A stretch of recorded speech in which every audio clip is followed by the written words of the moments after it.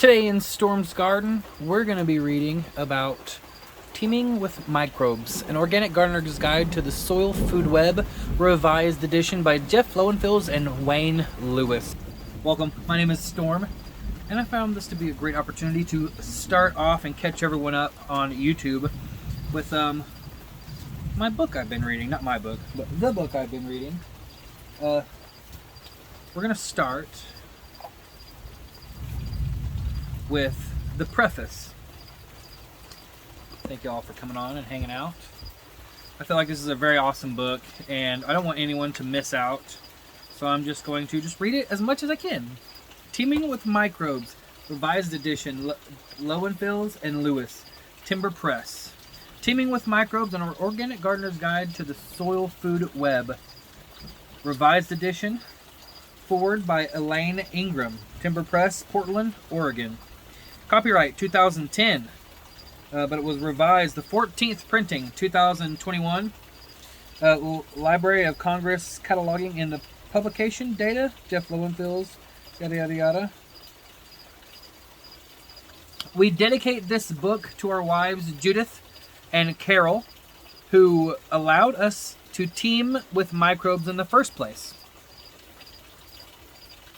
They married gardeners and ended up with amateur microbiologists. They let compost tea brew in the kitchen, and they put up with fungi, bacteria, nematodes, spiders, and worms.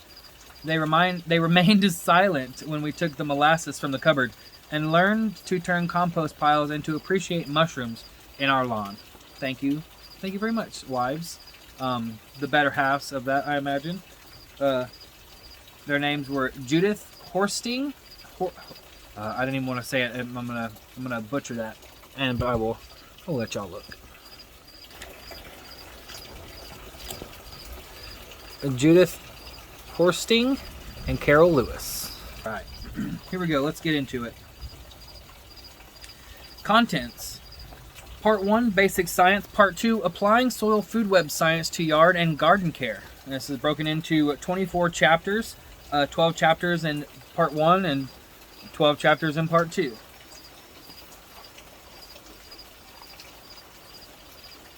The foreword. If you go down in the dirt today, you better not go alone. For today's the day the nematodes have their picnic. Sung to the tune of the Teddy Bear Picnic. That is a quote. When you are bored looking at soil from an urban lawn, When you are bored looking at soil from urban lawns, making up words to popular songs is always good. Soil shouldn't be so boring, but urban landscapes mean dead dirt. It means being bent over a microscope for long hours looking at nothing but inert particles. Boring. And so we make up words to songs. Real soil is active, alive, moving, critters everywhere doing interesting things. No need to invent new lyrics to old songs. No hours staring through a microscope looking at micrometer after micrometer of boring, nothing happening. Instead, after just a few seconds, movement, life, action. Urban dwellers and other growers have been pouring toxic chemicals on their soil for years without recognizing those chemicals harm and very things that make soil healthy.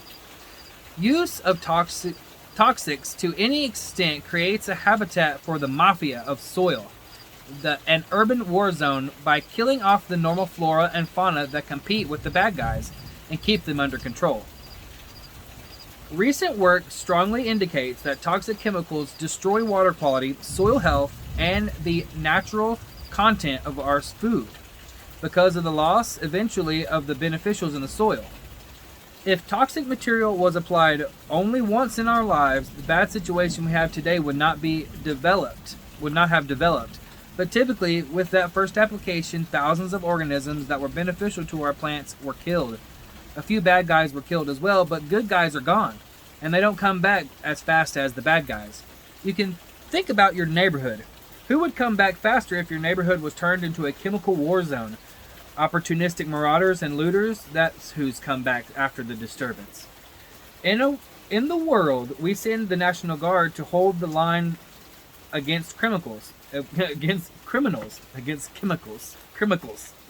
But in soil, the levels of inorganic fertilizers being used or the constant application of toxic pesticides sprayed mean the National Guard of the soil has been killed too.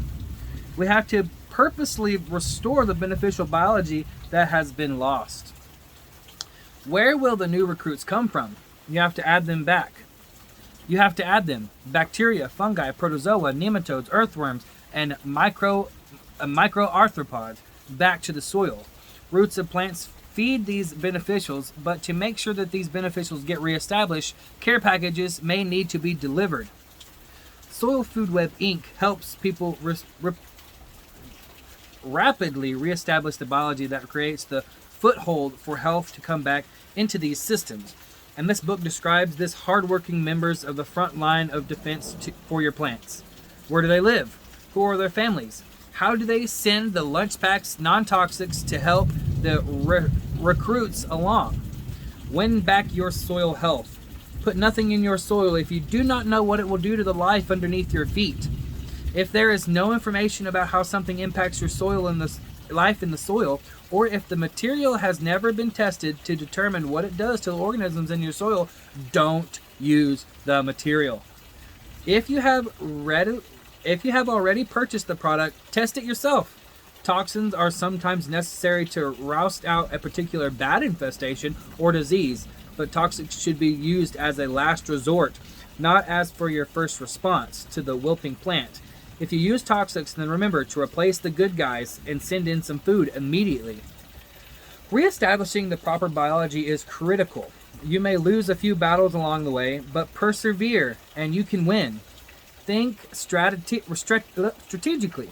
How can you help deliver troops food, medicines, and bandages to the front lines of the battle between beneficial and the diseases, pests, and the most effective way?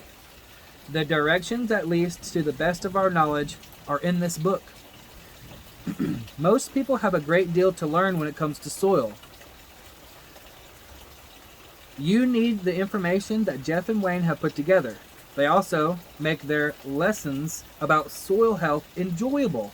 They present what could be deadly dull and boring in a way that is exciting and understandable. Instead of your having to work for years and years staring through a microscope, as my colleagues and I have done in our efforts to understand soil biology, this book gives you an overview of what has been learned. The work of many scientists is brought together in this book in a way that allows the complex story of life in the soil to be easily understood. I hope you will join us and help to learn how to return health to soil, and therefore to the food you eat. The instructions are here. That's by Dr. Elaine Ingram, PhD, President of the Worldwide... Dr. Elaine Ingram, PhD, President Worldwide Food for Inc. So that is the foreword. I'm going to go ahead and read the preface as well.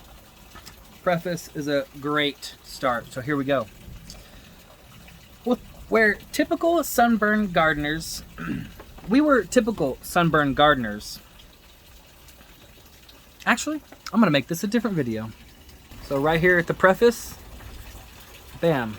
This has been about a 10-minute video. So look forward to this entire book being read. I actually have all 3 books, Microbes, Nutrients, and Fungi. I think I'm going to be getting Fungi. I don't have it, but I'm going to be reading all 3 of them.